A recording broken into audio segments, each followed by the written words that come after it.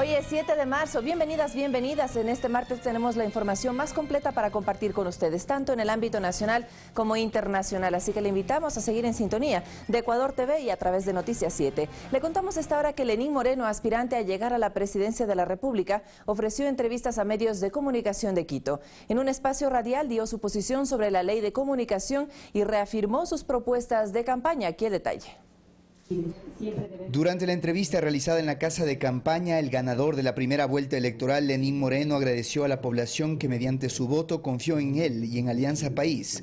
Además, señaló que de cara a la segunda vuelta es necesario que la población reflexione sobre quienes protagonizaron uno de los mayores perjuicios para la economía nacional. Es quiénes son los responsables del feriado bancario que empobreció a tantos ecuatorianos, que exilió a casi 2 millones de ecuatorianos y que inclusive provocó suicidios y muertes. Eso sí, hay que recordarlo. ¿Para qué? Para que no se vuelva a repetir. A pesar de contar con una mayoría absoluta en la Asamblea, su gobierno mantendrá un estilo conciliador. Siempre es importante conversar con las minorías, siempre es importante acoger los buenos criterios que se puede obtener de ellas. Su plan Toda la Vida busca un enfoque integral y humano de los grandes problemas del país. Estos programas están dedicados a eliminar, a erradicar, en primer lugar, la desnutrición infantil. Aquí también se contempla generación de empleo juvenil y atender la demanda habitacional que aún es alta. Vamos a sacar de la pobreza extrema a los ecuatorianos. Es una vergüenza. Vamos a invertir 2.000 millones de dólares en sacar de la pobreza extrema a los hermanos ecuatorianos. La familia y un entorno sano para ella será prioridad. Erradicar la violencia intrafamiliar, que el hombre aprenda a respetar plenamente a la mujer. Sobre la ley de comunicación explicó la importancia de la misma. Todo debe tener una ley, Ileana. Eso de electoralmente ofrecer, eliminar, botar al tacho de basura una ley, creo que no es la alternativa y se ha trabajado mucho. Sin embargo, cree que hay aspectos principalmente en la institucionalidad creada que se pueden mejorar. Toda obra humana es perfectible, es un tema social. Y como tema social, pues siempre es propenso de ser revisado. Me gustaría que seamos casi nada represivos con respecto a los medios de comunicación. Consideró la segunda vuelta como una gran oportunidad para seguir en contacto con la gente y construir un proyecto en el cual todos estén considerados. César García, Ecuador TV. El candidato ganador en primera vuelta, Lenín Moreno, sigue sumando el respaldo político de diversas organizaciones. Esta vez, el movimiento que lidera Jimmy Jairala anunció el apoyo a su candidatura. El ganador de la primera vuelta electoral considera que haber pasado a la segunda parte en la contienda le brinda la oportunidad de saber profundamente las necesidades de quienes no votaron por su propuesta política. Lenín Moreno anuncia que mantendrá diálogos permanentes para conocer sus aspiraciones. Porque entiendo que si algunos no votaron por nosotros es porque alguna objeción tenían, pues queremos oír de ellos las razones para poder incluirlos dentro de nuestro programa Toda una Vida. En asamblea, la organización política Centro Democrático, liderada por el prefecto del Guayas, Jimmy Jairala, anunció que su apoyo en la segunda vuelta será para el presidenciable de Alianza País, tras reconocerlo como un hombre tolerante con quien se identifican por su profundo amor al trabajo social. Está dispuesto a luchar por un país decente, ético, equitativo e inclusivo y sobre todo productivo. Vamos a apoyar a un hombre que tiene nombre propio, Lenín Moreno. Abdón Sánchez analiza los últimos acuerdos anunciados para apoyar a la candidatura de la derecha. Considera que en temas como por ejemplo el educativo, sería el peor error retroceder en los logros alcanzados. Y tenemos que transformar el país siempre tratando de avanzar, de continuar con los procesos favorables. Hay que analizar las cosas positivas y apoyar las cosas positivas. Si hay algo que cambiar o hay algo que reforzarlo para que se mejore, tenemos que apoyar para eso. Que incluso se habrían perdido principios ideológicos para mostrarse con un discurso sin propuestas, solo de antipatía. Los líderes han perdido bastante personalidad incluso. ¿Por qué? Porque hacen estos pactos pensando que las bases van a estar atrás de ellos y haciendo lo que ellos están pidiendo que se haga. Este es un país que está empezando a pensar mejor. De su lado, Lenín Moreno sostiene que mantendrá su campaña limpia y de verdad para también impulsar a los jóvenes a ser parte de la política de servicio. El arte de dirigir adecuadamente las actividades públicas en beneficio de todo el Ecuador. Mirta Carrillo, Ecuador TV. El Consejo Nacional Electoral hizo un llamado para que las elecciones de segunda vuelta se vivan en un ambiente de paz y respeto. Esto mientras se avanza con los preparativos para la distribución del material y el rediseño de la urna. En cadena nacional, la máxima autoridad en época de elecciones rechazó los actos de violencia que se registraron en diferentes provincias del país durante el proceso de escrutinio. Por eso, hemos pedido a la Fiscalía General del Estado realizar todas las investigaciones pertinentes para sancionar a quienes organizaron el caos durante el proceso de escrutinios y, bajo engaños, alentar a los ciudadanos a tomarse a la fuerza las instalaciones del Consejo Nacional Electoral. Sobre las acusaciones de presunto fraude electoral realizadas por el candidato a la vicepresidencia Andrés Páez, el organismo electoral aclaró lo siguiente. Las pruebas del fraude, miren, estas son las pruebas del fraude. Aquí no hay ningún fraude. Lo que aquí se mostró como prueba de un supuesto fraude son guías de capacitación y actas de manejo público donde no se manipulan votos ni se altera la voluntad popular. En cuanto a la infraestructura instalada para el proceso de entrega de resultados oficiales, las delegaciones internacionales reconocieron su operatividad, lo que demuestra que la jornada democrática vivida durante el 19 de febrero fue completamente transparente. Y esto es que se cumplió con la cadena de custodia, lo dice OEA, lo dice UNASUR. El sistema informático lo cataloga de exitoso. Tuvimos el tema de los resultados electorales de forma inmediata. En cuanto a los preparativos para los comicios de la segunda vuelta, el máximo organismo informó que modificará las urnas en donde los ecuatorianos depositarán su voluntad el próximo 2 de abril. Que son 2 biombos independientes y una urna. El cambio se realizará para las juntas electorales en territorio nacional, mientras que en el exterior se mantendrá la urna biombo. Según lo planificado, este 10 de marzo inicia de manera oficial la campaña electoral para la segunda vuelta. Carlos Flores, Ecuador TV. El postulante a la presidencia por la Alianza Creo Suma, Guillermo Lasso, mantuvo su primera reunión de planificación para la segunda vuelta con sus 34 asambleístas electos y dirigentes provinciales de esas tiendas políticas en el país y en el exterior.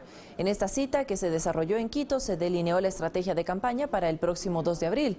Así también se analizaron las propuestas de otras organizaciones políticas para su adhesión. Se prevé que arranque su mitin este viernes en la capital.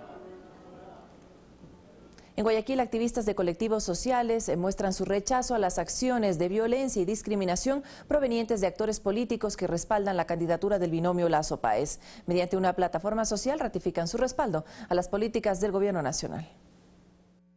Y lo que nosotros, por supuesto, queremos es promover que sí se puede defender los derechos humanos, nuestras posturas ideológicas, de forma pacífica. Hacen un llamado al respeto y a la paz. Por ello, quienes conforman los colectivos que durante años habían sido invisibilizados, lanzaron la plataforma web Defensores de la Paz, cuya finalidad es crear conciencia en la ciudadanía sobre el ejercicio incluyente de los derechos humanos. Según la primera encuesta sobre las condiciones de vida, inclusión social y derechos humanos de la población LGBTI del Ecuador, elaborada por el INEC en 2013, el 70.9% de dicha población ha sufrido alguna experiencia de discriminación, rechazo o violencia.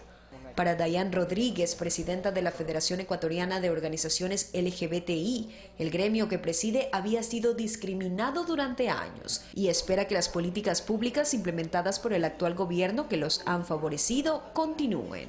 Lamentablemente existen candidatos como este señor Páez y Lasso que no contribuyen realmente a la defensa de derechos humanos, incluso incitan al odio, a incendiar ciudades. Dios no lo permite, este señor llegue al gobierno, lamentablemente nosotros los LGBTI no vamos a tener derecho. Todo lo que hemos avanzado inclusive podríamos retroceder. Ricardo Leighton dirige esta asociación en Esmeraldas y nos comenta que antes de iniciar la campaña electoral solamente 2 movimientos políticos mostraron interés en trabajar por sus derechos. El partido Movimiento Alianza País y los socialistas. El resto de los partidos, nadie, peormente los de la derecha, no nos hicieron caso. ¿Por qué el egoísmo? ¿Por qué siempre el abarcar para uno solo? Todos tenemos derecho a vivir dignamente. A este pedido se sumaron los integrantes de otros gremios de mujeres, afrodescendientes, montubios, indígenas y comerciantes. No puede ocurrir jamás que los usureros utilicen al pueblo solamente para su beneficio. Lo que pasó en el Ecuador, lo que pasó en Brasil, lo que ha pasado en Argentina, son cosas que son huellas imborrables de hacer una buena política, dejando atrás esos vicios, ¿no? Los vicios de la violencia, del amedrentar, del golpear. Reflexionar más allá de todo lo que se ve en redes sociales y votar por quienes realmente nos han dado un puesto dentro de la sociedad. Jocelyn de Mera, Ecuador TV. Campesinos e indígenas de las provincias de Azuay y Cañar rechazaron el doble discurso de Carlos Pérez, Lourdes Tibán y Salvador Quispe, actores políticos que siempre se opusieron a la derecha ecuatoriana. Antes de las elecciones, determinados actores políticos identificados con los campesinos e indígenas, como Carlos Pérez y Lourdes Tibán, se referían en estos términos sobre Guillermo Lasso. Nos han explotado con Guillermo Lasso, que es el responsable del feriado bancario. Yo no soy vicepresidenciable para nadie, y peor para un banquero. Estos discursos cambiaron en pocas semanas, ahora que está en marcha una segunda vuelta electoral. Quienes criticaban a Lasso hoy se unen a su candidatura, incluido Salvador Quispe. Esperamos que el candidato del cambio escuche lo que está planteando el Ecuador. Es preferible un banquero que una dictadura. Este doble discurso se debe a conveniencias políticas, dicen los campesinos entrevistados. Sergio Quito Isaca es oriundo de la parroquia Tarqui de Cuenca. Asegura conocer desde hace muchos años atrás a Carlos Pérez y que nunca lo imaginó aliándose a la derecha ecuatoriana. Al doctor Carlos Pérez, que era mi amigo, y he visto la lucha de él, pero ahora me parece que se perdió los estribos y la ambición de llegar a un poder o de figuritear no está bien. No está bien porque a nosotros en este momento me ha decepcionado. Lourdes Guamán, oriunda del cantón Biblián, provincia de Cañar, también rechaza el doble discurso de estos actores políticos. Mi opinión de toda la gente del campo sería que en verdad entre una gente que sí sepa valorar a la gente del campo. Manuel Dután, líder comunitario, afirma que la mencionada dirigencia indígena siempre busca, a través de paros y manifestaciones, mantenerse en la palestra política. Esta vez que pasó el otro año había muchos paros. Y es malo, nosotros, la gente del campo, casi no sacábamos nada. César Tacuri Vintimilla, Ecuador TV. Según analistas, el Movimiento Unidad Popular, ex-MPD, una organización de izquierda, apoyará a Guillermo Lasso en la segunda vuelta electoral, contradiciendo así los preceptos ideológicos propuestos por uno de sus máximos líderes, el exdiputado Jaime Hurtado. En la primera vuelta electoral, el Movimiento Unidad Popular, ex-MPD, apoyó a través de una alianza a Paco Moncayo. Una vez conocidos los resultados del 19 de febrero, sus principales dirigentes decidieron respaldar al banquero Guillermo Lasso, ex superministro de Economía de Yamil Maguad. Para derrotar al correísmo, aquí y ahora, es imprescindible votar por la candidatura de Guillermo Lasso. Bajo el argumento que se debe terminar con el correísmo, los dirigentes de Unidad Popular, organización de izquierda, apuestan a la candidatura de la derecha y a su plan de gobierno que incluye reducir el pago del impuesto a la renta a los que más ingresos tienen. Sin embargo, esta posición se contradice con los discursos del exdiputado Jaime Hurtado, referente político del Movimiento Popular Democrático, MPD. ¿Qué debo hacer con este título de abogado? Defender a los terratenientes, defender a los banqueros exportadores o defender con este título a los obreros, maestros, a los campesinos. Hurtado en sus intervenciones arremetía fuertemente en contra de quien consideraba enemigos de la patria. Levantemos juntos el puño para hacer el gran peso que caerá contra los enemigos del progreso y los pobres de la patria. Hurtado fue asesinado el 17 de febrero de 1999 en los exteriores del Congreso Nacional. Este militante de izquierda era considerado como uno de los más importantes críticos de los banqueros. Porque lo importante es que amasen capital, intereses, rentabilidad para hacerse más rico, para construir edificios inteligentes como el de la Previsora, el más alto del Pacífico Sur, inteligente. Así se nos dice. ¿Con qué plata? Con la plata del Estado. Pero esta no es la primera ocasión que el MPD respalda a la derecha. Una de ellas fue con Lucio Gutiérrez. En dicha administración, Edgar Itz, militante de dicho movimiento, fue ministro del Ambiente. Además, en el gobierno gutierrista, Guillermo Lasso era embajador itinerante y fue quien organizó la gira de Gutiérrez a Estados Unidos, ocasión en la cual el país firmó la carta de intención con el Fondo Monetario Internacional. Rodrigo Galvez, Ecuador TV. Además de los beneficios económicos, el proyecto Banco del Barrio sería, a criterio del catedrático Dax Toscano, la plataforma perfecta de acercamiento a la ciudadanía, aspecto que Guillermo Lasso, dueño del Banco Guayaquil, habría utilizado para sus 2 campañas electorales. Se conoce que por cada transacción que se realice en los denominados bancos del barrio, se cobra un valor de 30 centavos. 25 son para el Banco de Guayaquil, dueño de este proyecto, y 5 centavos para el tendero. No ganamos nada, solo le hacemos las transacciones nomás. Más es para el banco, porque el banco le cobra 50 o 60 centavos. Para muchos esto dejaría una importante utilidad a dicha entidad financiera y una mínima para los emprendedores que prestan sus establecimientos como sucursales. El Banco de Guayaquil es de propiedad de Guillermo Lasso, exfuncionario en el gobierno de Yamil Maguad en la época de la crisis financiera. Evidentemente va a ser un negocio del que el banco no se va a quejar. Según José Barahona, propietario de Microtania, que acoge uno de los 5.000 bancos del barrio, a pesar de que el Banco de Guayaquil recibe utilidades por las transacciones, a fin de año existiría un débito adicional. Entonces, si no hay movimientos, entonces ellos nos están haciendo un descuento de ahí, o sea, nos cobran un interés. Lo poco que se gana, se nos merme la utilidad. Para el catedrático Dax Toscano, nada de esto sorprende, debido a que más que interés social, lo que se habría buscado con la creación de los bancos del barrio sería una plataforma política de Guillermo Lasso para utilizarla en sus 2 campañas electorales rumbo a la presidencia de la República. Y entonces aparecer como muy solidario con esa gente, entregando un poco de su riqueza para que aquellos que son emprendedores obtengan un poco de recursos gracias a la ayuda solidaria del banquero. Lasso inició este proyecto en 2008 y ya para 2013 participó en su primera contienda electoral, pero Toscano tiene una lectura adicional, y es que al presentar a los corresponsales no bancarios como socios, se buscaría eliminar el estigma que pesa sobre los banqueros tras el feriado bancario. Es una estrategia muy bien elaborada para acercarse a la población y de esa manera ganar adeptos incluso desde el punto de vista político. Finalmente, para Toscano este tipo de proyectos están lejos del objetivo de eliminación de la pobreza, como se pretende presentarlo. Pero no está prestando un servicio social realmente a la comunidad, porque es su negocio y como negocio sigue funcionando. Alex Llanos, Ecuador TV.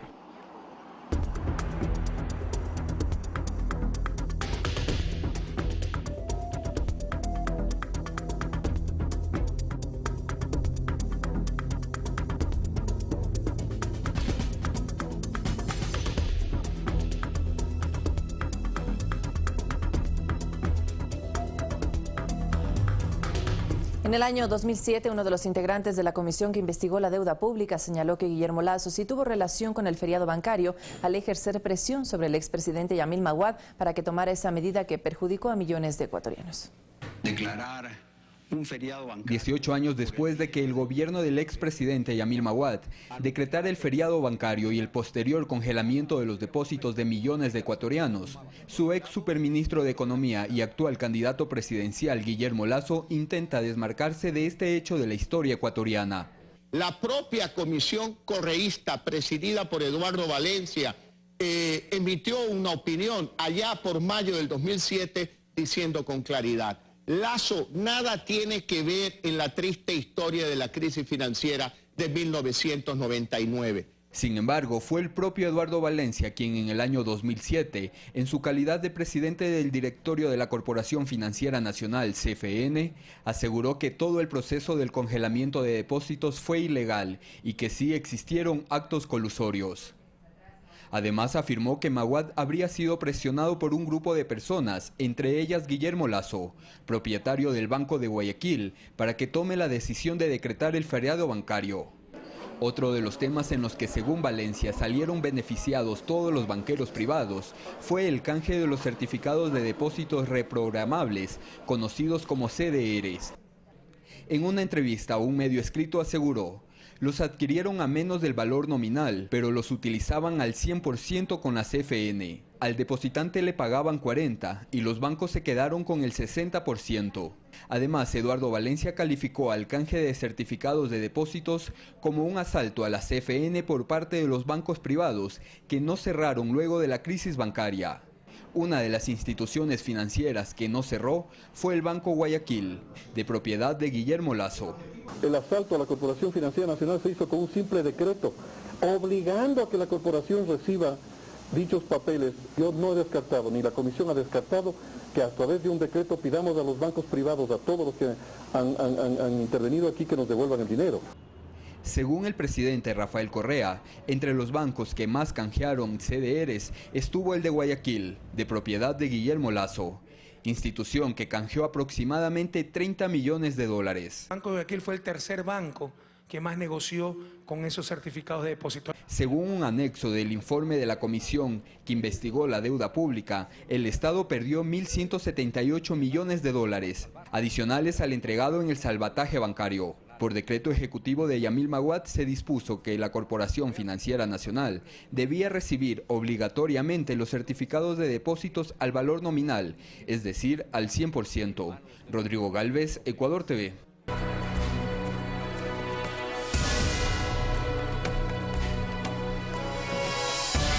Especialmente a mi padre, que fue perjudicado por el Banco de Progreso y también sí tuvo dinero en el Filambanco. Mi padre Jaime Sánchez Puruncajas, él fue perjudicado en más de 300 millones de sucres. Entonces, en base a ello, lo que yo estoy hablando es lo que yo he vivido. No es de lo que me han dado informando, sino lo que yo viví como hijo. Sería la peor desgracia de nuestro país que regresen a gobernar estos caballeros. Tal es así que mi padre también analfabetamente en sentido bancario y todo eso, financiero, nunca supo cómo recuperar, pero en esa manera fue perjudicado mi padre. Más de 300 millones de sucres.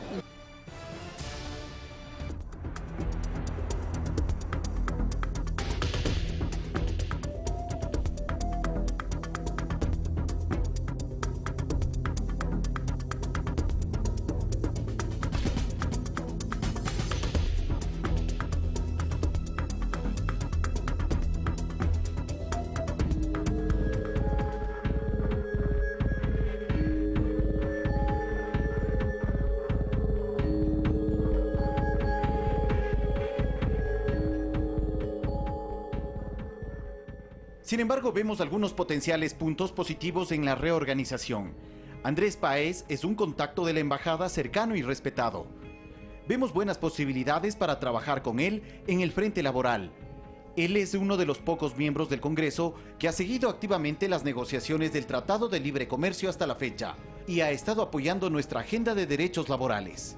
Eso es un tema sensible donde hay que distinguir entre lo que es simplemente un encuentro donde quizá, qué sé yo, se discute posibilidades de negocio, cosas que están claramente dentro de lo que establece la Convención de Viena y otras convenciones de relaciones diplomáticas, pero hay otras que rayan en lo que es traición, en lo que en cualquier país normal democrático se considera traición a la patria.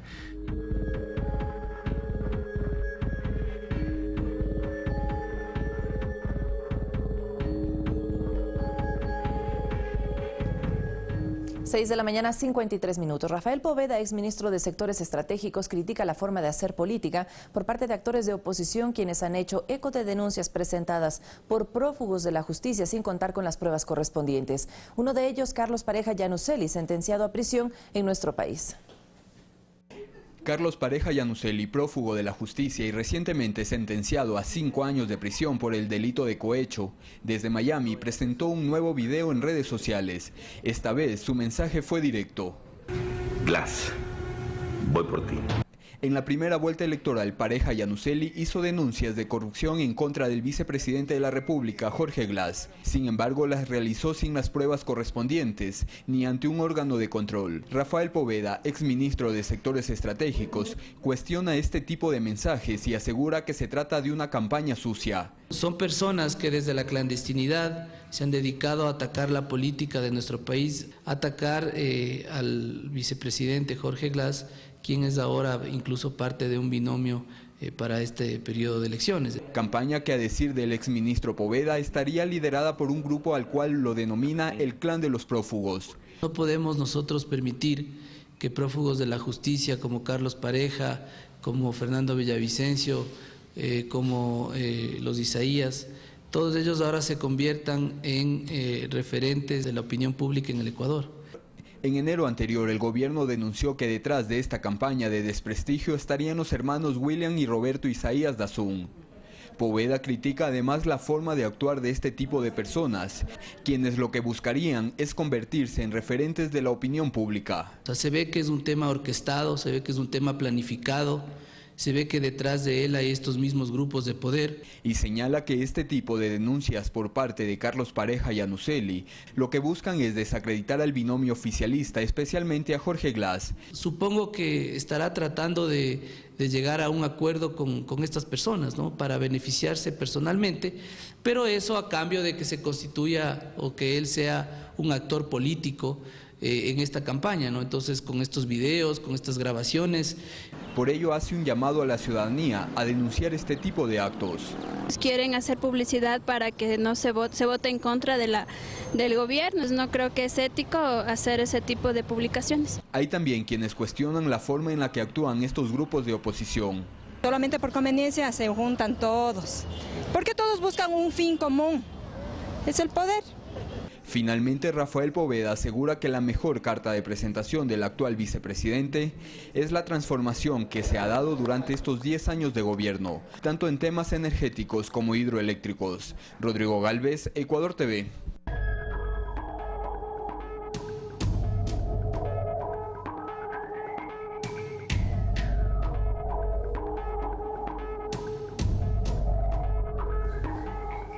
Los argentinos se muestran decepcionados de la gestión de Mauricio Macri. En poco más de un año de gobierno se registraron despidos masivos y contracción de la economía nacional. Tenemos detalles para ustedes.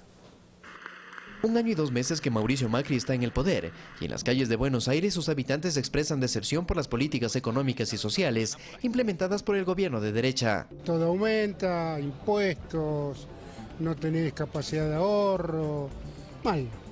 Sinceramente muy mal. Yo le había puesto muchas expectativas y lamentablemente me ha defraudado. Todo lo que prometió fue una mentira, el presidente Macri. Sí que nada de eso iba a tocar y bueno, la realidad, yo no lo voté por eso, pero en 1 año y medio, menos de 1 año y medio nos endeudó. De que ya el Néstor Kirchner y la presidenta Cristina habían deseudado al país, mal o bien, pero la gente veía mucho mejor. Medidas económicas que han generado aumento de la pobreza y del subempleo.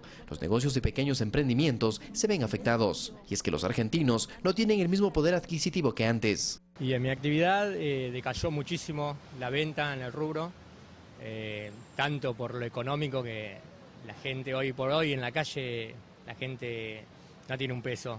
Los despidos masivos en las empresas públicas y privadas han movilizado a los grupos sindicales, que desde este lunes han anunciado marchas para rechazar las medidas neoliberales que han golpeado la economía de los argentinos. Bueno, si llega el 2019 con estas políticas no la logramos parar antes, va a ser terrible. El Observatorio de Políticas Públicas de la Universidad de Avellaneda señala que el salario básico de 8.060 pesos, unos $570, no alcanza para cubrir las necesidades de los argentinos, quienes han visto gravemente afectada su capacidad adquisitiva en los últimos años. Hay inflación permanentemente, yo cuando voy al supermercado veo que hay aumento de precios permanentemente. Según una encuesta realizada por la empresa Poldata, un 63% de la ciudadanía gaucha consultada considera que el gobierno del derechista Mauricio Macri ha incumplido con sus ofertas de campaña. Carlos Flores, Ecuador TV.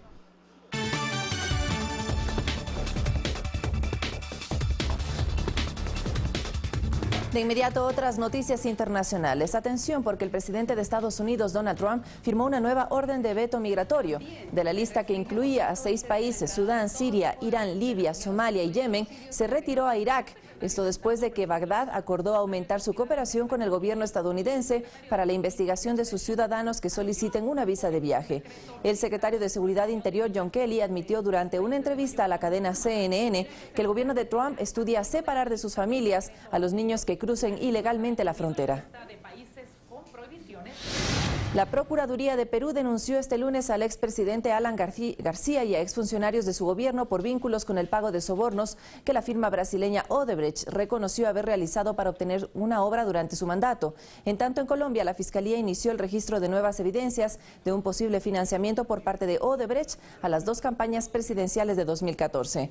Mientras que el expresidente de República Dominicana, Hipólito Mejía, rechazó en cadena nacional que su gobierno haya aceptado sobornos por parte de Odebrecht.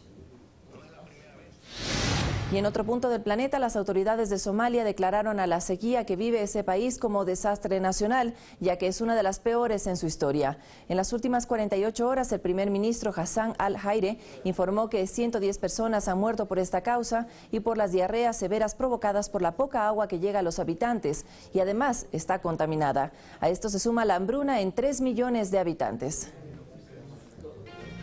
7 en punto de la mañana, 1 hora menos en territorio insular. Es momento de hacer nuestra primera pausa. Al regresar, nuestro compañero Carlos Rabascal construirá con todos nosotros pensamiento crítico. Así que no se desconecte de la señal informativa de Noticias 7.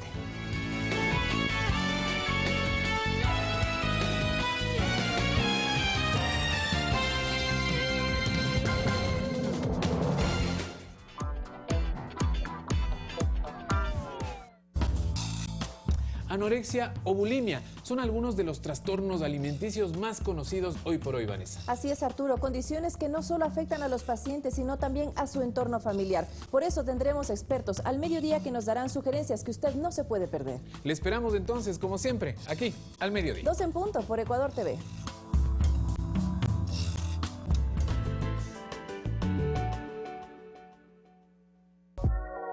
¿Sabías que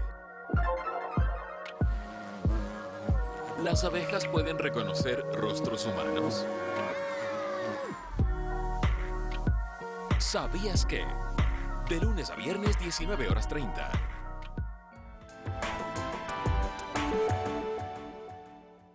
Año terrible, 1999.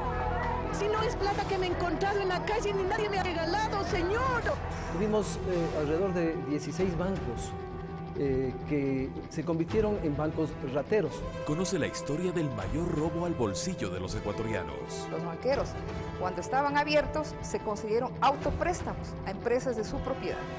No hay ninguna posibilidad, ninguna idea de que ese feriado pueda producirse. El feriado bancario, miércoles a las 20 horas.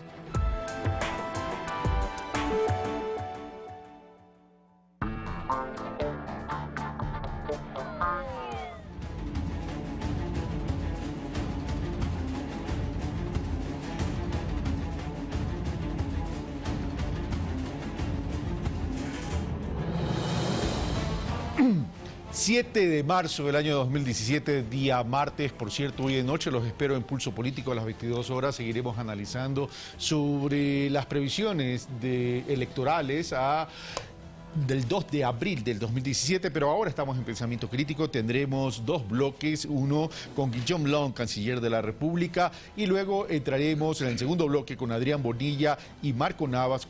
También hablaremos y analizaremos sobre el tema electoral. Pero comienzo con Guillaume Long. Señor canciller, muy buenos días, gracias por haber aceptado nuestra invitación. Bueno, la rueda de prensa que dio el día de ayer en ese sentido rechaza los informes de Estados Unidos en que insinúa de que en el Ecuador se facilita el lavado de activos. Pero parecería contradictorio que por un lado emiten esos informes, pero que cuando se pide la deportación de personas que de una u otra manera están relacionadas con transgresiones a la ley, fundamentalmente con el tema relativo al feriado bancario y con hechos de corrupción, ahí hay mutis y nadie dice nada. Los paraísos fiscales también es un mecanismo que facilita también el lavado de activos y no hay tampoco una decisión firme de los Estados Unidos en ese sentido. Señor canciller, ¿cuál es entonces la posición del Ecuador en relación a la lucha contra el lavado de activos y contra los paraísos fiscales? Bueno, buenos días, Carlos. Muchas gracias por la invitación. Un saludo a la audiencia. Sí, por supuesto. En primer lugar, yo creo que hay que decir las cosas claramente. Los Estados Unidos no son una instancia del derecho internacional, no son las Naciones Unidas, no son la Policía Mundial, los fiscales mundiales, los jueces mundiales. Son un país más de este sistema en el que vivimos y tienen esa mala costumbre de certificar, de hacer diferentes tipos de informes sobre otros países. Eso creo que es algo que cuando habremos logrado de que no se dé más, creo que habremos dado un gran paso hacia la democratización del planeta, hacia mayor igualdad, mayor justicia, mayor simetría en las relaciones internacionales. Entonces, lo primero, rechazar los informes unilaterales que no tienen ninguna validez. A nadie se les ha dado este poder a Estados Unidos o nadie se les ha otorgado ese derecho a Estados Unidos de emitir juicios sobre otros países, sobre Ecuador. Es como que si Ecuador mañana fuéramos a emitir juicios, de pronto lo deberíamos hacer, ¿no? Para que estemos de igual a igual sobre todas las cosas que hacen Estados Unidos. Han salido 2 informes la semana pasada pasada, uno sobre derechos humanos, además el colmo, que Estados Unidos, que tiene muchísimas acusaciones en cuanto a su violación sistemática de los derechos humanos, la cárcel de Guantánamo, asesinatos con drones, pena de muerte que no tenemos en Ecuador, muchísimas acusaciones por parte de la propia ONU, de una serie de organizaciones contra los derechos humanos, venga y nos dé clases de moral a un país que además ha hecho muchísimo por garantizar los derechos humanos de su ciudadanía. Eso por el lado de los derechos humanos. Y por el lado del tema del lavado, también es, bueno, además inexacto, son informes con mucho copy-paste, muy mal hechos, muy poco rigurosos, lo que se dice sobre Ecuador, y además de un país que tiene una serie de paraísos fiscales que siempre ha tenido problemas en cuanto al lavado de dinero, ¿no? Se han dedicado a la lucha en contra de las drogas a través de la represión en los países productores, pero tiene muchísimos problemas, un sistema financiero muy permeado por el blanqueamiento de dinero, por el lavado de activos. Entonces, claro, acusar a un país que además acaba de hacer una consulta popular para prohibir que los funcionarios públicos, que las personas de elección popular tengan haberes en paraísos fiscales para luchar contra la corrupción, un país que está pidiendo que se le devuelva a los fugitivos de la justicia que han incurrido en crímenes financieros o que han estado metidos en temas de lavado de activos, etcétera, y además los Estados Unidos no nos devuelve, siempre hay un pretexto administrativo, pero son como 60 personas que hemos pedido extradición que no nos han devuelto. Bueno, nos parece una paradoja, una ironía de mal gusto, y vamos a seguir rechazando pues estos informes unilaterales de Estados Unidos. Ahora, pero daría la impresión que el peso específico de Estados Unidos dentro del concierto internacional, dentro del concierto mundial, es mucho más poderoso que las instancias internacionales como Naciones Unidas, como OEA, como los mismos bloques regionales. Y me refiero en qué sentido, en el sentido de que no hay una presión hacia los Estados Unidos como para que no solo predique, sino que actúe conforme lo que estaría predicando. Porque por un lado, dice, no se está haciendo lo suficiente para combatir el tema del lavado de activos. Una manera de lavar activos es la corrupción financiera y también la corrupción en el ejercicio de la función pública. Sin embargo, la justicia de Estados Unidos hace mutis en las solicitudes de deportación.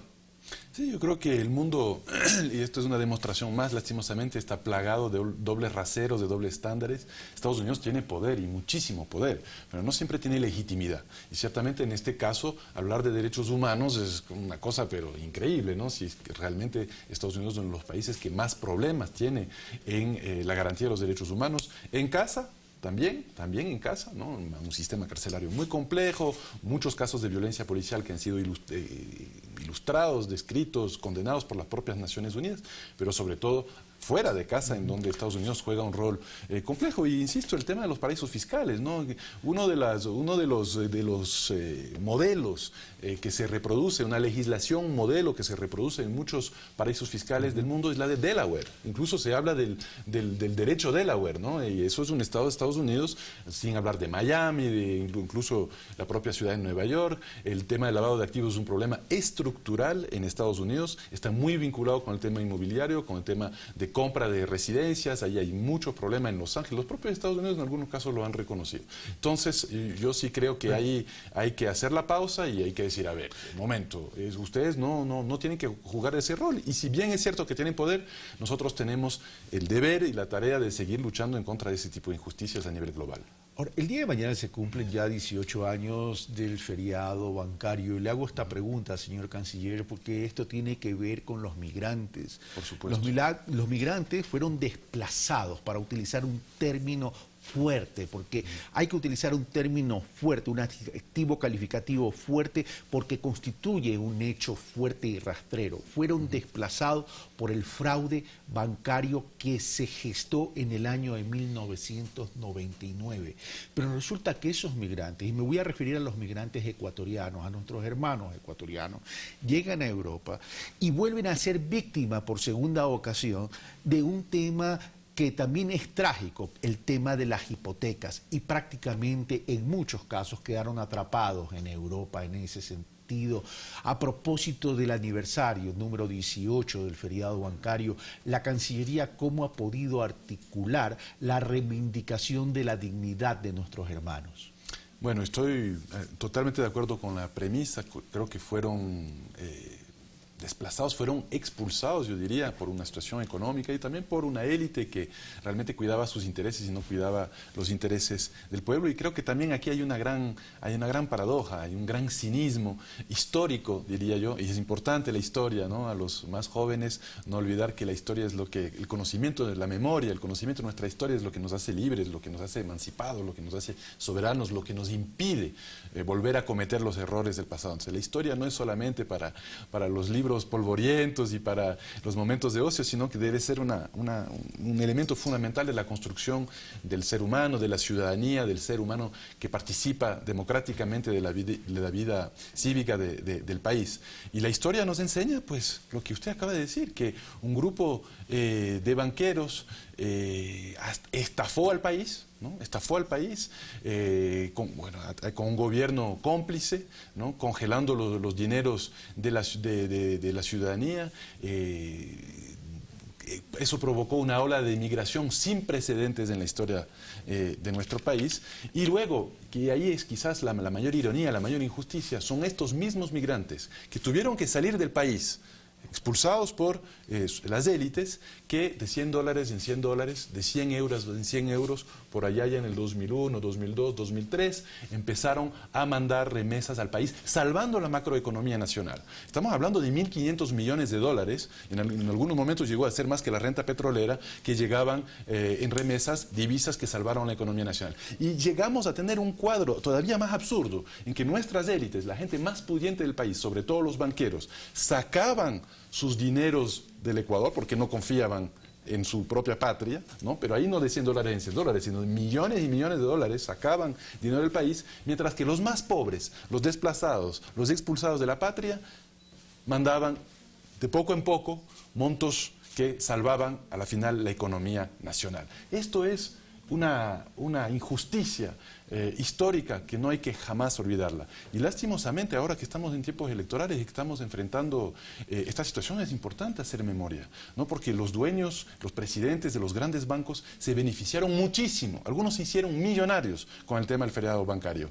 Le daban a la gente un certificado de depósitos, decían, bueno, se congeló su plata, pero usted tiene ese certificado que dice que tiene tanto, y los mismos bancos los volvían a comprar a la gente que necesitaba esa liquidez de forma urgente, con un 40 o un 50% de descuento. Y luego los banqueros vendían esos certificados al mismo Estado, a la CFN, al 100% de su valor. Eso fue una estafa, pero sin nombre, que realmente tenemos que recordar en estos momentos en que estamos tomando decisiones importantes para el futuro de nuestro país. En esta coyuntura de la que estamos hablando, en relación a nuestros hermanos migrantes y en relación a la causa que fue el feriado bancario, esto refleja que el sistema jurídico, incluso internacional, no protege al ciudadano, sino que protege al capital financiero. Y me explico por qué. A ver, hubo un crash financiero, y no solo en el Ecuador, también ha existido en los propios Estados Unidos, cuando hubo la crisis financiera con el tema de las hipotecas, en Europa, fundamentalmente en España, pero el que sale perdiendo siempre es el ciudadano de a pie. Sin embargo, quienes originan el tema están prácticamente protegidos, y protegidos básicamente por poderes políticos. Me refiero a lo siguiente: el Ecuador ha solicitado deportaciones de personas que están vinculadas y hasta sentenciadas por tema del feriado bancario. Sin embargo, no se ha podido traerlos al Ecuador. Por otro lado, en aquello que usted menciona, señor canciller, que tiene que ver con la entrega de certificados reprogramados a los clientes que se les incautaron los depósitos, que los bancos los recibían con descuento y después los entregaban a valor nominal y se beneficiaban con ese diferencial entre el descuento y el valor nominal, y hacían muchas utilidades, más o menos parecido con los diferenciales cambiarios de cuando teníamos moneda propia y no tenían utilidades operativas. Sin embargo, de aquello la justicia no ha funcionado.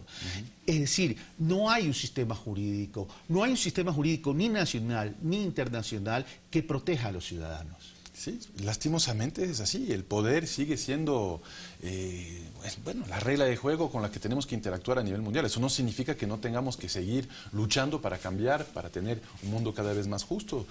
Uno de los ejemplos es el tema de la no extradición de todos estos pillos que estafaron a nuestro país en diferentes momentos de nuestra historia. Bueno, nos dan clases de moral, pero no los extraditan. Ahora, yo sí creo que el gobierno de la Revolución Ciudadana sí realmente ha luchado para este ideal que es la supremacía del ser humano por encima del capital, ¿no? Pero vivimos, no obstante, sin lugar a dudas, en un mundo en donde impera la supremacía del capital, así que es una lucha difícil. Un buen ejemplo es el que mencionaba usted con el tema de los migrantes en España, ¿no? Que además de aquí ser estafados, llegaron a España, a algunos les fue más o menos bien, pudieron endeudarse, pudieron comprar una casa, luego el gran crash, revienta la burbuja española en el 2007 y el 2008, se devalúa sus casas y no solamente se quedan sin empleo, no pueden pagar la mensualidad y no solamente tienen que entregar la casa, que es lo que suele acontecer cuando uno se queda sin trabajo y no puede pagarla, sino que además se quedan endeudados al valor inicial de compra de una casa que de pronto valía 200.000 euros y que ahora vale 50.000. Entonces eso es una de las labores fundamentales de un gobierno y es lo que hemos hecho. Acabo de transferir $1 millón justamente para cubrir los gastos legales de la gente que ha sido víctima de la crisis de las hipotecas y los desahucios, porque nosotros consideramos que es una responsabilidad de nuestro gobierno defender a nuestros migrantes que han sido estafados por otro crimen financiero de la bancocracia internacional. Aquí hay un problema serio, y el problema serio que hay que prevenir es el tema de la desregulación financiera. Por supuesto. Ya eso pasó en el Ecuador. Sí. Y luego el Ecuador ha pasado a inicios de los 90, sobre todo. Correcto. Sí. Y ha pasado en otros lados. Sí. Es decir, eso significa que puede volver a repetirse. Lo que pasó en Ecuador después pasó con el tema de las hipotecas en Europa.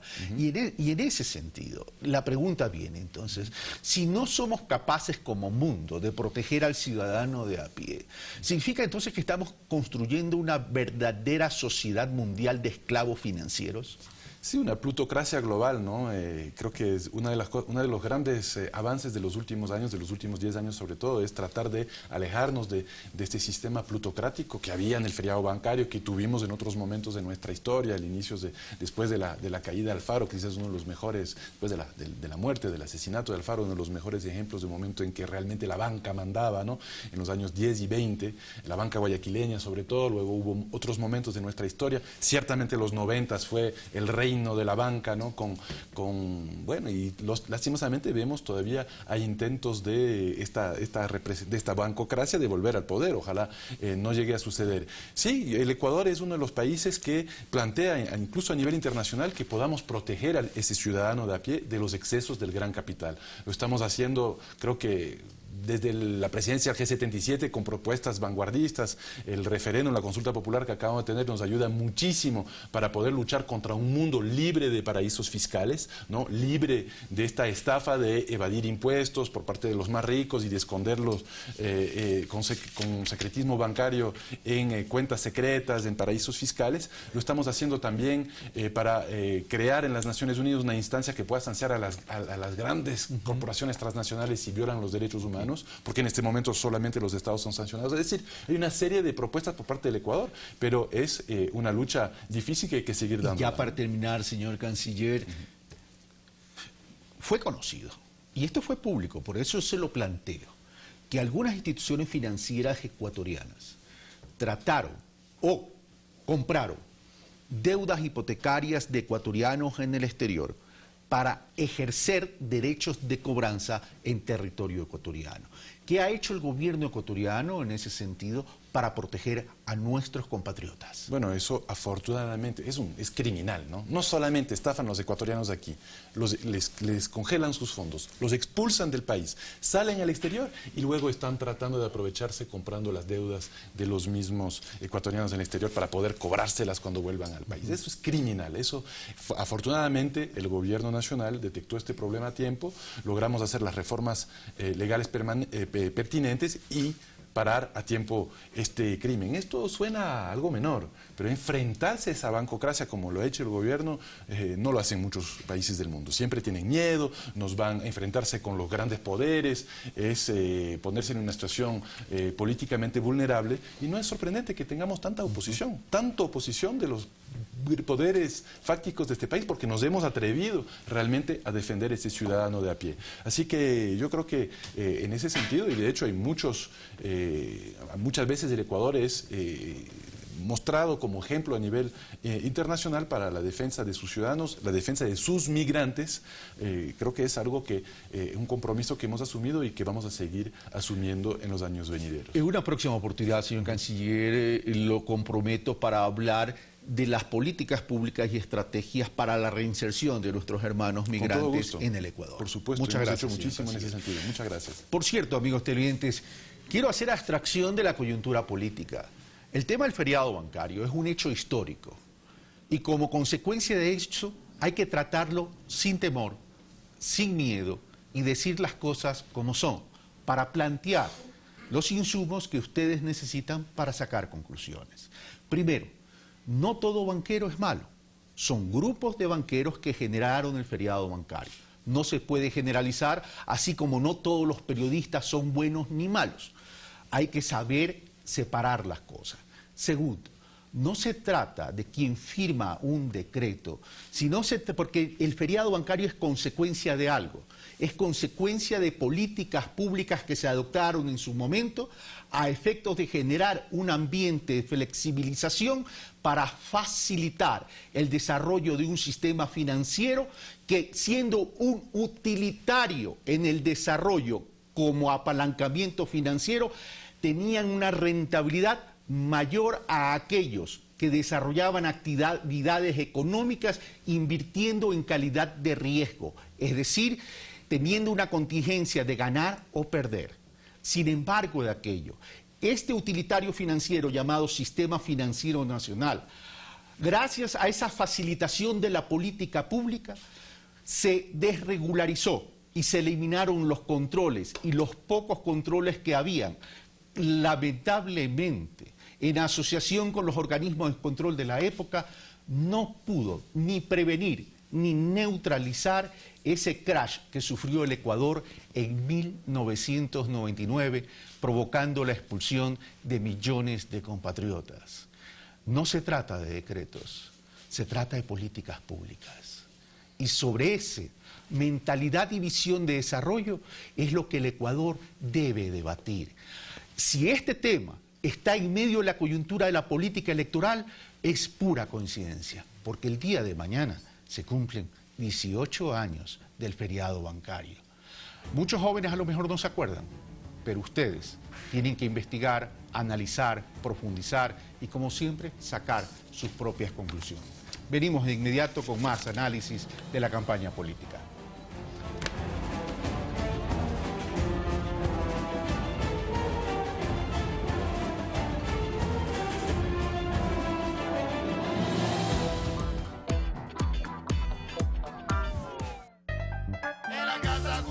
Acompaña a Michelle, Silvia, Amelina y Yayo en Café TV. De lunes a viernes a las 8:30 por Ecuador TV. Ana de Peralta, lambateña que encabezó una gran protesta para reclamar por las disposiciones españolas de prohibir usar vestimenta indígena o españolas a las mujeres mestizas. Mujer tenía que ser.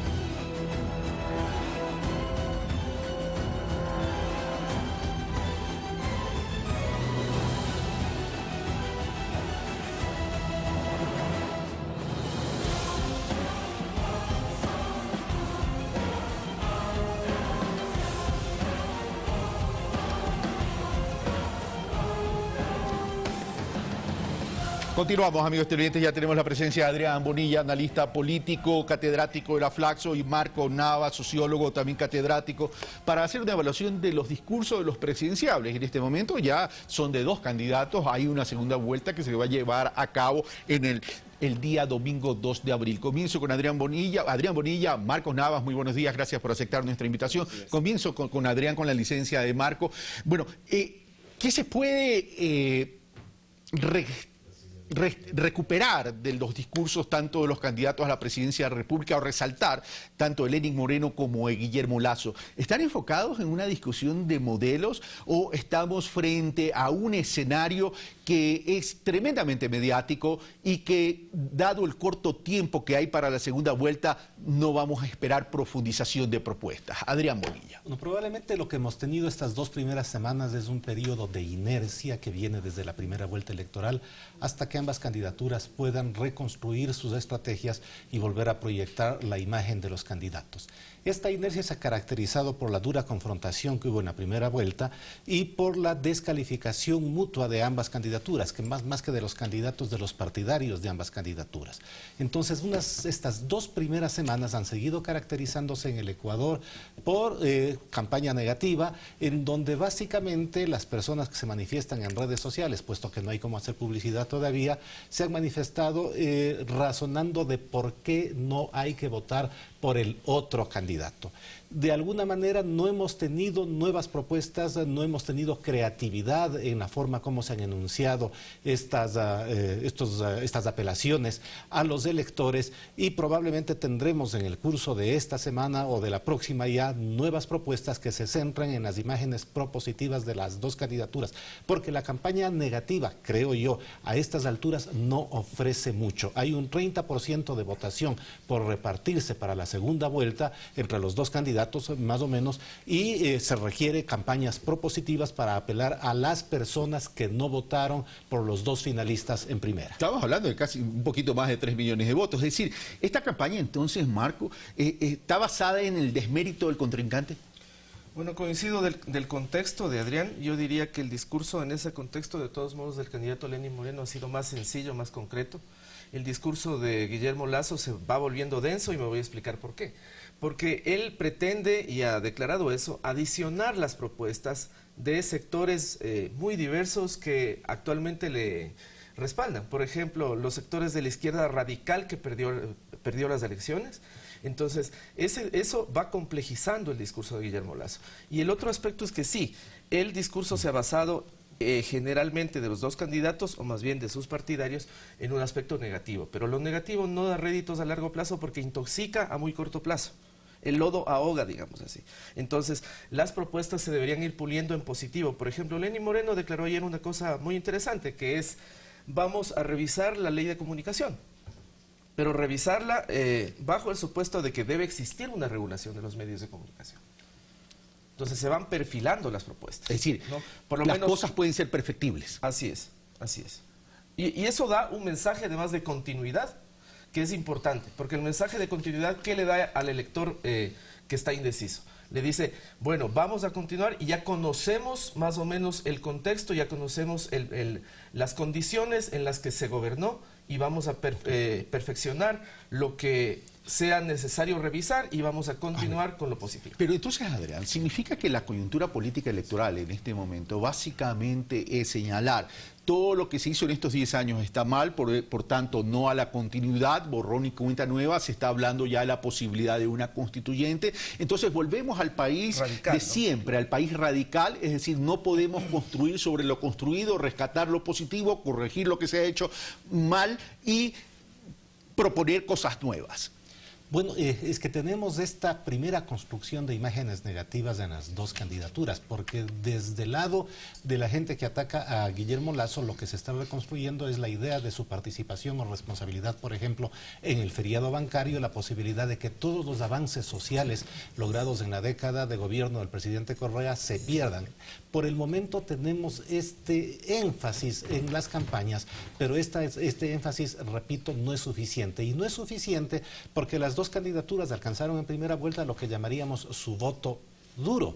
El 38%, el 39% para el uno, el 28% para el otro, quitemos los decimales de votos válidos, pero en términos de votos que no se suman, blancos y nulos, tendríamos aproximadamente el 35.8% para Lenín Moreno y algo así como el 23% para Guillermo Lasso. Esto significa que hay un segmento del electorado. Si volvemos a incluir en la disputa en la segunda vuelta a los nulos y a los blancos de la primera vuelta, bastante grande, que no van a ser convocados por campaña negativa exclusivamente, puesto que esta campaña se desató desde el primer día en primera vuelta y de una u otra manera está congestionando los mensajes y probablemente aburriendo a los receptores. Ahora, pero hay una realidad, Adrián y Marco, y voy contigo, Marco, es que ya se conocen los resultados de una correlación de fuerzas políticas al interior de la Asamblea Nacional Legislativa. Me refiero a los resultados de los asambleístas electos. Alianza País sigue siendo mayoría, disminuyó en la votación, pero sigue siendo mayoría, es decir, el pueblo ecuatoriano le favoreció en la votación. Esto no hará o no obligará a ajustar las propuestas de los candidatos, sus discursos. Por ejemplo, Guillermo Lasso dice hay que bajar 3.000 millones de dólares en impuestos, que significarían 14 impuestos, y en ese sentido, sin la mayoría en la Asamblea no lo pudiese ser. Por eso que hoy plantea es la posibilidad de una constituyente. Sería importante que empiecen, bueno, reconociéndoles que el escenario va a ser complejo para ambas candidaturas en el caso de triunfar, y lo importante sería un mensaje de apertura y de diálogo. Eso no se ha visto, porque lo que ha dicho el candidato Lasso, por ejemplo, es más o menos en estos términos, que va a acercar, por decirlo así, a ciertos asambleístas electos de lo que sería su oposición. Entonces, queda la duda de cómo lo hará. Queda quizá la imagen en el electorado de que se reproducirán ciertas prácticas de la vieja política. Entonces eso marca incertidumbre frente a la otra propuesta. La otra propuesta sería: me quedo con lo conocido. Me quedo con lo conocido, digamos, revisando lo que haya que revisar o continuando lo que haya que continuar. Esas son un poco los dos mensajes. El un mensaje es un escenario hasta cierto punto de más alta confrontación, de incertidumbre, y el otro escenario me parece que es un escenario más de diálogo y de apertura y de revisión de aspectos que habría que mejorar. Vuelvo al escenario sobre datos conocidos, los resultados electorales de primera vuelta. Tanto Lenín Moreno como Guillermo Lasso, independientemente que han tendido puentes hacia los otros candidatos que participaron en la primera vuelta, la votación de Cintia Viteri termina siendo clave en ese sentido. Y tanto Lenín Moreno ya ha hablado positivamente del programa de viviendas de la candidata del Partido Social Cristiano, y Guillermo Lasso también, a tal punto que Cintia Viteri lo apoyó de inmediato, Jaime Nebot también, pero dice Jaime Nebot en este segundo caso: vaya a hablar con Cintia Viteri, voy a votar, te voy a apoyar, pero yo no voy a dialogar. En ese contexto, entonces, ¿hacia dónde estaría yéndose el direccionamiento de las estrategias y los discursos de campaña? Bueno, en estas primeras 2 semanas lo que hemos tenido son conversaciones con distintas fuerzas políticas, pero las fuerzas políticas por sí solas no tienen la capacidad de movilizar y endosar el conjunto de su votación. Y eso ya está aprobado, ¿eh? Sí, sobre todo en un país donde los partidos no son tan orgánicos como en otras realidades, que tienen la capacidad de movilizar y fidelizar su votación. Entonces, ambos candidatos tienen que recurrir a este casi 40% que se queda por fuera de sus 2 votaciones. Lo digo porque hay que volver a sumar, reitero, en la segunda vuelta ese 9%, casi 10 de votos nulos y blancos que también están en disputa en esta segunda vuelta, que no necesariamente van a repetirse como nulos y blancos. Esto significa campañas propositivas directamente hacia los electores, porque la certeza del voto negativo ya fue enunciada. Pero Adrián, tú planteas un deber ser. Tú planteas un deber ser, sí. O sea, propuestas propositivas. Eso es lo que todos aspiramos. El tema es los candidatos lo están entendiendo. Yo creo que las estrategias de campaña van a tener que dirigirse en esa dirección inevitablemente. Lo que pasa es que no se puede reestructurar y se trata de una elección nueva. No es una elección nueva, porque 45 días, que para nosotros parecen pocos, para los estrategas de campaña deben parecer una eternidad. Como se trata de una elección nueva, hay que reconstruir las dos estrategias, y reconstruir dos estrategias que tomaron años construir toma su tiempo. Va a tomar 2 o 3 semanas y probablemente tendremos este tipo de campaña apelando al 40% que se quedó por fuera de las dos votaciones en algún momento, probablemente cuando esta comience oficialmente. Y estos van a ser los mensajes que vamos a tener por parte de las candidaturas en términos oficiales, independientemente de que la sorda lucha contradictoria de campaña negativa persista en redes sociales. Tenemos un elemento adicional que es muy importante en esta segunda vuelta, y es cuál es el rol de la figura política más importante del Ecuador en los últimos 10 años, que es el presidente de la República. Si el presidente de la República va a tener la capacidad de intervenir en la elección y polarizar alrededor de sí la votación, o si el presidente de la República toma la decisión política junto con el Movimiento País, por ejemplo, de dejar que sea el candidato la estrella de la campaña. Voy donde Marcos. Marcos, en la primera vuelta electoral habían múltiples elecciones. Presidente y vicepresidente, candidatos me refiero, asambleístas en sus distintas naturalezas, me refiero legislativo, parlamentario, parlamento andino, etcétera, etcétera, y la consulta popular. Pero el sí llama la atención, refleja una votación del 55% versus una votación de Lenín Moreno, candidato del mismo movimiento que propicia la pregunta, si bien la propicia el presidente de la República, pero al amparo de Alianza País, 39.33%. Ahí hay una diferencia. ¿Eso refleja fallas en la estrategia de campaña y del discurso de Lenín Moreno, o simplemente refleja una votación conceptual fuerte? Refleja las dos cosas, me parece, que puede que se haya no enfatizado en algunos aspectos en la anterior campaña de Lenín Moreno. Y de todos modos yo quería resaltar que ese elector que votó por otro candidato o por otra candidata y votó sí en la consulta. En la consulta es interesante para Lenín Moreno principalmente, porque es un elector que tiene un concepto de las cosas, y trabajar en ese concepto, digamos, que de alguna manera privilegia lo público sobre lo privado, el interés público sobre el lucro privado, y que está muy, muy relacionado con la cuestión financiera. Es un concepto que hay que trabajarlo justamente en la línea que dijo Adrián, pero yo diría que el reto es hacerlo con mensajes sencillos, además. No hay mucho tiempo de todos modos, es una eternidad para los que diseñan esto, pero no hay mucho tiempo, y entonces hay que llegar más directamente al electorado, me parece, con mensajes sencillos. Quizá el contacto de élites es importante, pero el contacto directo con el electorado es muy importante. Ok, ahora, basémonos en las probabilidades. Lenín Moreno, independientemente que no haya definido de forma permanente la candidatura en la primera vuelta electoral, es el triunfador de la primera vuelta y saca una diferencia importante de 11 puntos. Es decir, ahí hay una diferencia de un poquito más de 1 millón de votos. Pero por otro lado, si hacemos la comparación entre la respuesta del sí en la consulta popular y la votación de Lenín Moreno, hay una diferencia de 1.300.000 votos. Eso es un hándicap sería un hándicap para Lenín Moreno, y cómo aprovechar desde el punto de vista de la estrategia del discurso de campaña y del discurso presidencial para, uno, mantener esa diferencia que ya la tiene, y dos, para acceder a esa diferencia entre el sí y la votación de Lenín Moreno. Claro, si es que nos referimos exclusivamente a votos válidos, tenemos una diferencia muy grande que tiene que remontar Lasso para poder ganar en segunda vuelta. Tiene que sacar 2 de cada 3 votos que se emitan en segunda vuelta. Lo que ocurre es, creo yo, que se trata de una nueva campaña en donde Lenín Moreno sin duda parte con ventaja, porque está mucho más cerca del 50% con el 39% que obtuvo, que Lasso con el 28% que obtuvo de ese 50%. Tiene la ventaja de una propensión definición de la votación que le daría pues esta idea de la consulta popular que fue ganada con el 56% en este caso. Sin embargo, se trata, creo, de una nueva elección. Creo que los dos rivales no pueden subestimarse y que tendremos una campaña probablemente muy peleada, con resultados que en este momento parecerían apretados.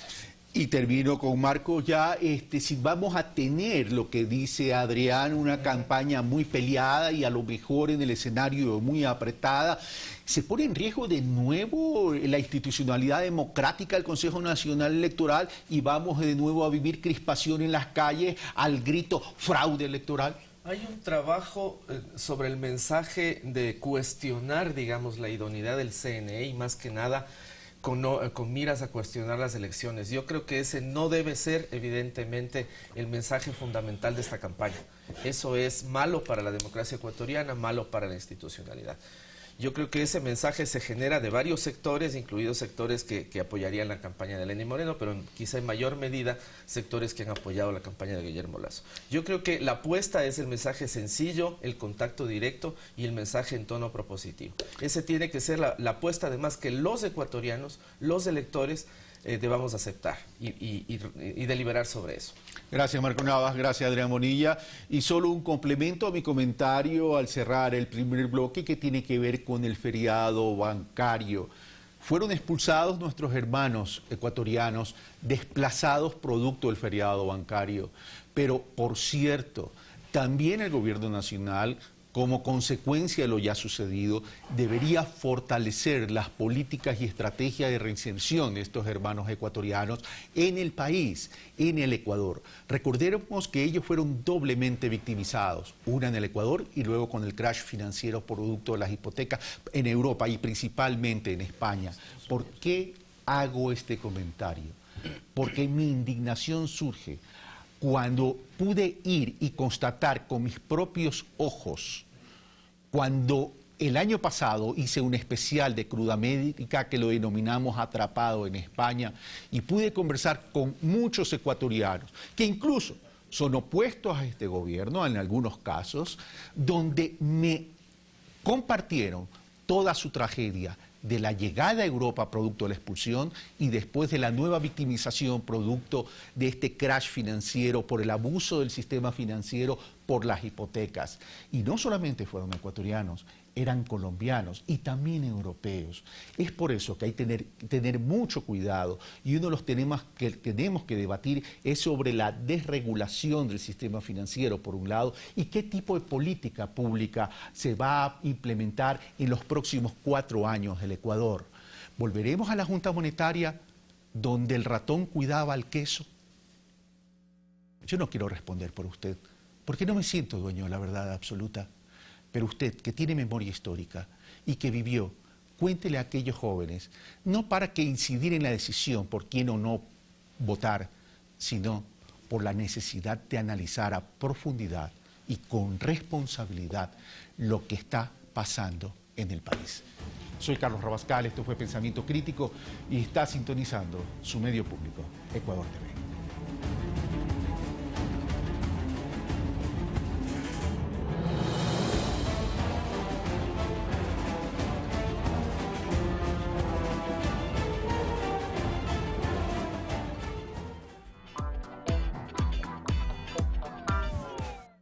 Este 2 de abril, Ecuador elegirá al nuevo presidente de la República. ¿Cómo se perfila el escenario de la segunda vuelta electoral? Lo analizaremos este martes en Pulso Político. Junto a Carlos Rabascal estarán Palmira Chavero, experta en comunicación, Paulina Recalde, directora de Perfiles de Opinión, y Francisco Herrera Arauz, director del portal Ecuador Inmediato. Pulso Político.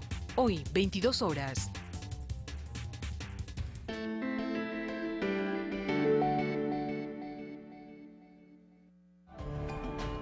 Manuela Sáenz, la libertadora del Libertador. Esta quiteña ocupa un puesto importante en nuestra historia. Participó en el proceso independentista y defendió el amor que sintió por Simón Bolívar. Mujer tenía que ser.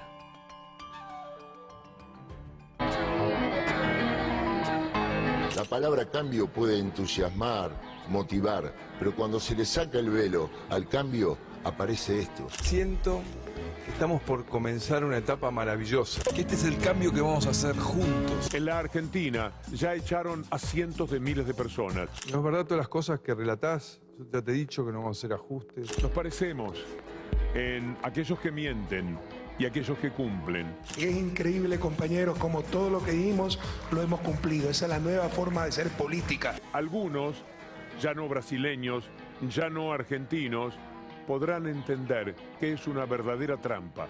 O Temer, a meu ver, preside uma inmensa farsa. Esto es Crónica de América. A la gente le decimos la verdad, la verdad, la verdad, la verdad, la verdad. Domingo, 21 horas.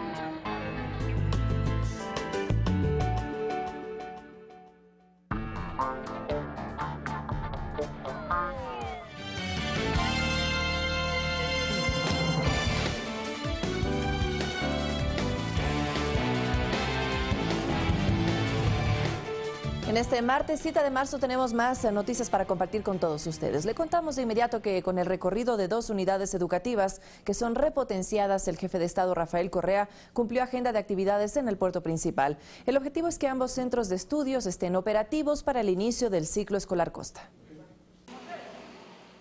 Primero visitó la escuela Ciudad de Riobamba, ubicada en el Guasmo Sur, la misma que tendrá la capacidad de acoger a más de 1000 estudiantes en 2 jornadas.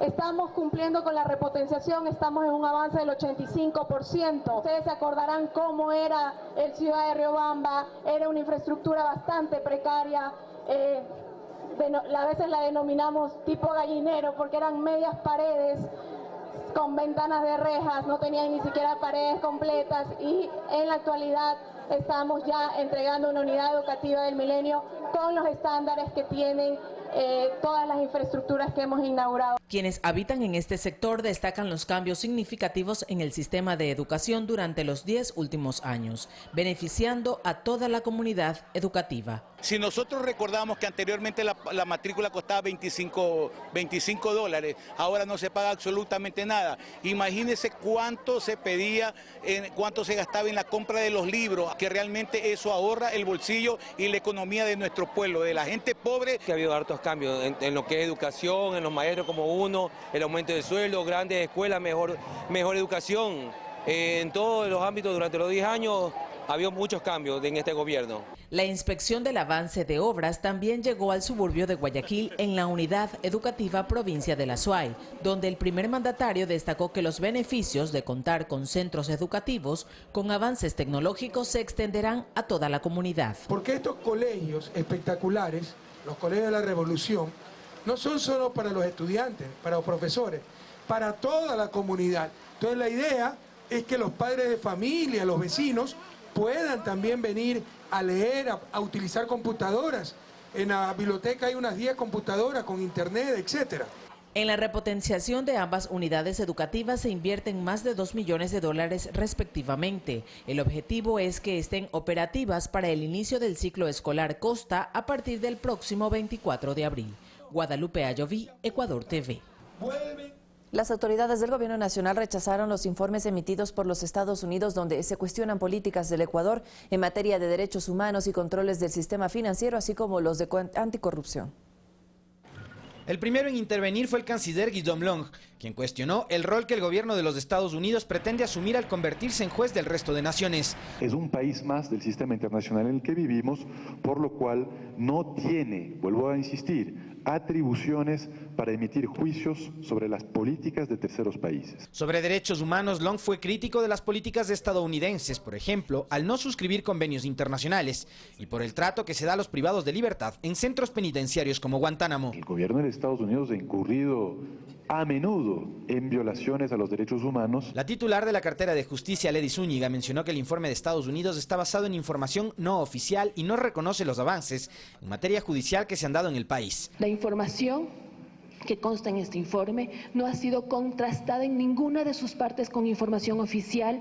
Sobre el control al narcotráfico, el ministro de Seguridad, César Navas, mencionó que Ecuador no es un país productor y que el informe carece de argumentos técnicos, además que el Ecuador ha liderado el combate a este negocio ilícito. El gobierno nacional ha mantenido una política sostenida y consistente en la lucha contra el tránsito de drogas que pasa por nuestro país, no solo a Estados Unidos, sino al mundo entero. En cuanto al combate al lavado de activos, entidades internacionales como el Gafi han reconocido las políticas implementadas en el país, por lo que el Ecuador no se encuentra en la denominada lista negra. Porque de hecho, en octubre del 2015 nos sacó de la lista negra. Sobre corrupción, el canciller mencionó la existencia de paraísos fiscales dentro de los Estados Unidos y el acogimiento de ecuatorianos que son prófugos de la justicia, como es el caso de los hermanos Isaías y Carlos Pareja Yanuseli. Ciertos territorios de los Estados Unidos son considerados paraísos fiscales, es decir, jurisdicciones opacas en donde impera el secretismo bancario. Pedimos asimismo que se aceleren los trámites para la devolución de los prófugos huidos en los Estados Unidos. Alexis Moncayo, Ecuador TV. La Comisión Especializada de Régimen Económico de la Asamblea prepara el informe para el segundo debate de la Ley para la Reestructuración de Deudas de Banca Pública, Banca Cerrada y Gestión del Sistema Financiero Nacional. El legislador de país y presidente de la Comisión, Virgilio Hernández, explicó que mañana estará listo el texto que ha incorporado las observaciones de los colectivos de deudores de buena fe y que esperan que la normativa sea aprobada esta semana. Plazo, por ejemplo. El plazo, la ley inicial estableció en 6 años. En esta ley hay el criterio de que para los créditos hipotecarios debería ser 12 y es uno de los temas que analizaremos ahora en la comisión. El segundo tema es el del interés. Está planteado el 5% de interés, pero desde que se contrató la operación. Eso obviamente hace que en muchos casos se duplique el valor del capital. Es otro de los temas que discutimos, poder incorporar y que se beneficien las personas que tienen discapacidad o a su vez también enfermedades catastróficas sobrevinientes posteriores a la obtención del crédito. Luego de los comicios del pasado 19 de febrero, el Movimiento País alcanza mayoría en la Asamblea Nacional al obtener más de la mitad de los curules del Poder Legislativo. De inmediato le recordamos la próxima integración de este Poder de Estado. La composición de la próxima Asamblea Nacional será la siguiente. Alianza País obtuvo la mayoría, ocupará 74 curules. Le sigue el Movimiento Creo con 32 curules. El Partido Social Cristiano alcanzó 15 curules. La Izquierda Democrática 4, Pachacutic tendrá 4, Partido Sociedad Patriótica 2, Suma 2, Fuerza Ecuador 1, Unidos por Pastaza 1 curul, Movimiento Peninsular 1 curul y Movimiento Social Conservador 1 curul. En total, 137 asambleístas. De este número, 15 son nacionales y 122 provinciales. Del total de asambleístas que participaron en los comicios del 19 de febrero, 58 buscaron la reelección y 35 lo lograron. La Constitución de Ecuador establece que la nueva Asamblea Nacional se instalará el 14 de mayo de este año. El periodo de labores será de 2017 al 2021. Fabricio Ceballos, Ecuador TV. El presidente de la República, Rafael Correa Delgado, firmó el decreto número 1334, donde se nombra como nuevo comandante de la Fuerza Terrestre al general de división Edison Narváez Rosero. Rosero releva de su cargo al general Carlos Egues Espinosa. El documento entró en vigencia este 6 de marzo. Y el ministro de Defensa, Ricardo Patiño, se refirió a las declaraciones del ahora ex jefe del Ejército, Luis Castro. Tenemos más noticias de su interés. Lenín Moreno, aspirante a llegar a la presidencia de la República, ofreció entrevistas a medios de comunicación en Quito. En un espacio radial dio su posición sobre la ley de comunicación y reafirmó sus propuestas de campaña. Durante la entrevista realizada en la casa de campaña, el ganador de la primera vuelta electoral, Lenín Moreno, agradeció a la población que mediante su voto confió en él y en Alianza País. Además, señaló que de cara a la segunda vuelta es necesario que la población reflexione sobre quienes protagonizaron uno de los mayores perjuicios para la economía nacional. Es quiénes son los responsables del feriado bancario que empobreció a tantos ecuatorianos, que exilió a casi 2 millones de ecuatorianos y que inclusive provocó suicidios y muertes. Eso sí, hay que recordarlo. ¿Para qué? Para que no se vuelva a repetir. A pesar de contar con una mayoría absoluta en la Asamblea, su gobierno mantendrá un estilo conciliador. Siempre es importante conversar con las minorías, siempre es importante acoger los buenos criterios que se puede obtener de ellas. Su plan toda la vida busca un enfoque integral y humano de los grandes problemas del país. Estos programas están dedicados a eliminar a erradicar, en primer lugar, la desnutrición infantil. Aquí también se contempla generación de empleo juvenil y atender la demanda habitacional que aún es alta. Vamos a sacar de la pobreza extrema a los ecuatorianos. Es una vergüenza. Vamos a invertir 2.000 millones de dólares en sacar de la pobreza extrema a los hermanos ecuatorianos. La familia y un entorno sano para ella será prioridad. Erradicar la violencia intrafamiliar, que el hombre aprenda a respetar plenamente a la mujer. Sobre la ley de comunicación explicó la importancia de la misma. Todo debe tener una ley, Ileana. Eso de electoralmente ofrecer, eliminar, botar al tacho de basura una ley, creo que no es la alternativa y se ha trabajado mucho. Sin embargo, cree que hay aspectos principalmente en la institucionalidad creada que se pueden mejorar. Toda obra humana es perfectible, es un tema social y como tema social pues siempre es propenso de ser revisado. Me gustaría que seamos casi nada represivos con respecto a los medios de comunicación. Consideró la segunda vuelta como una gran oportunidad para seguir en contacto con la gente y construir un proyecto en el cual todos estén considerados. César García, Ecuador TV. El candidato ganador de la primera vuelta, Lenín Moreno, sigue sumando el respaldo político de diversas organizaciones. Esta vez el movimiento que lidera Jimmy Jairala anunció el apoyo a su candidatura. El ganador de la primera vuelta electoral considera que haber pasado a la segunda parte en la contienda le brinda la oportunidad de saber profundamente las necesidades de quienes no votaron por su propuesta política. Lenín Moreno anuncia que mantendrá diálogos permanentes para conocer sus aspiraciones. Porque entiendo que si algunos no votaron por nosotros es porque alguna objeción tenían, pues queremos oír de ellos las razones para poder incluirlos dentro de nuestro programa Toda una Vida. En asamblea, la organización política Centro Democrático, liderada por el prefecto del Guayas, Jimmy Jairala, anunció que su apoyo en la segunda vuelta será para el presidenciable de Alianza País, tras reconocerlo como un hombre tolerante con quien se identifican por su profundo amor al trabajo social. Está dispuesto a luchar por un país decente, ético, equitativo e inclusivo y sobre todo productivo.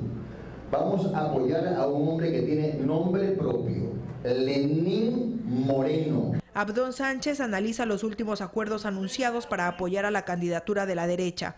Considera que en temas como por ejemplo el educativo, sería el peor error retroceder en los logros alcanzados. Y tenemos que transformar el país siempre tratando de avanzar, de continuar con los procesos favorables. Hay que analizar las cosas positivas y apoyar las cosas positivas. Si hay algo que es cambiar o hay algo que reforzarlo para que se mejore, tenemos que apoyar para eso. Que incluso se habrían perdido principios ideológicos para mostrarse con un discurso sin propuestas, solo de antipatía. Los líderes han perdido bastante personalidad incluso. ¿Por qué? Porque hacen estos pactos pensando que las bases van a estar atrás de ellos y haciendo lo que ellos están pidiendo que se haga. Este es un país que está empezando a pensar mejor. De su lado, Lenín Moreno sostiene que mantendrá su campaña limpia y de verdad para también impulsar a los jóvenes a ser parte de la política de servicio. El arte de dirigir adecuadamente las actividades públicas en beneficio de todo el Ecuador. Mirta Carrillo, Ecuador TV. El postulante a la presidencia por la Alianza Creo Suma, Guillermo Lasso, mantuvo su primera reunión de planificación para la segunda vuelta con sus 34 asambleístas electos y dirigentes provinciales de esas tiendas políticas en el país y en el exterior. En la cita que se desarrolló en Quito se delineó la estrategia de campaña para el próximo 2 de abril.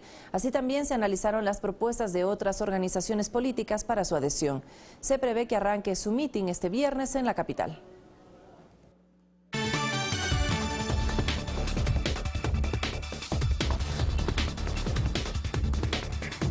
Noticias de carácter internacional. Miles de maestros se movilizan en Argentina. Exigen al presidente Mauricio Macri un alza salarial del 35%. El gobierno calificó de oportunistas a quienes este lunes iniciaron un paro nacional de 48 horas.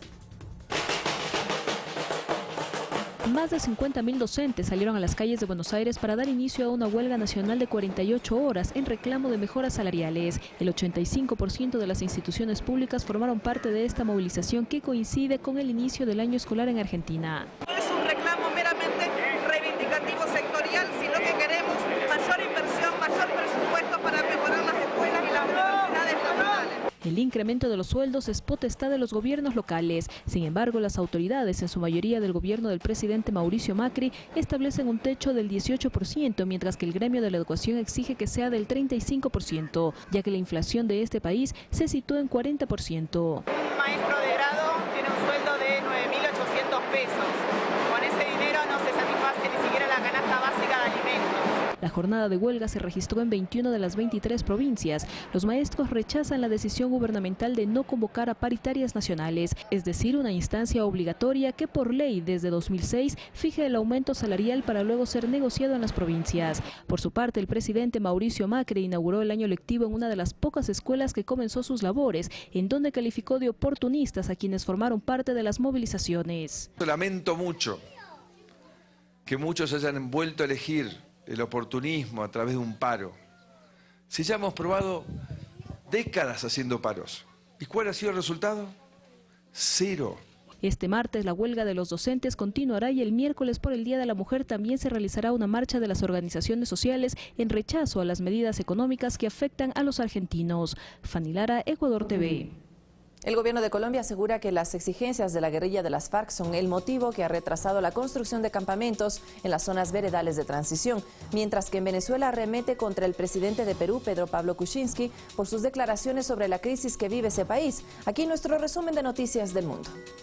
La canciller Delcy Rodríguez arremetió contra el presidente del Perú, Pedro Pablo Kuczynski, por sus comentarios sobre la crisis en Venezuela durante un discurso en la Universidad de Princeton en Estados Unidos tras la visita a Donald Trump en la Casa Blanca. Señor Kuczynski, usted es un cobarde. Y él se la pasa pidiendo la intervención de Venezuela. El gobierno de Colombia responsabilizó a las FARC por los retrasos en la adecuación de las 26 zonas donde están reunidos los guerrilleros para dejar las armas. Porque hacen exigencias que haya unas facilidades, digamos, que no corresponden a un campamento transitorio. Florencia y Máximo Kirchner, hijo de los expresidentes Néstor y Cristina Fernández de Kirchner, se presentaron por primera vez como imputados ante la justicia y rechazaron los cargos en su contra en un caso de presunta corrupción. Aunque se negaron a responder preguntas del juez Claudio Bonadío, ambos denunciaron por escrito que, al igual que su madre, quien comparecerá este martes, son víctimas de una persecución política.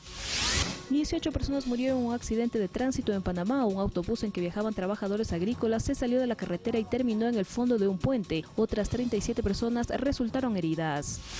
Una madre corre desesperada por una calle en Tennessee, Estados Unidos, con su hijo de 3 años en brazos porque no podía respirar. Al ingresar a un restaurante por ayuda, una mesera le aplicó primeros auxilios. Cuando los paramédicos llegaron, indicaron que gracias a la intervención inmediata, el menor pudo sobrevivir.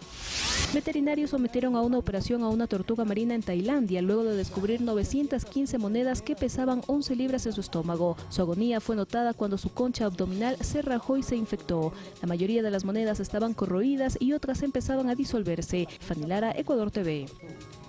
8 de la mañana con 1 minuto. Después de revisar las noticias del mundo nos despedimos, pero ya viene lo que pasa en la comunidad, porque Noticias 7 también está en cada una de nuestras localidades. Así que quédese en sintonía de su canal público. Excelente jornada para todos y para todas.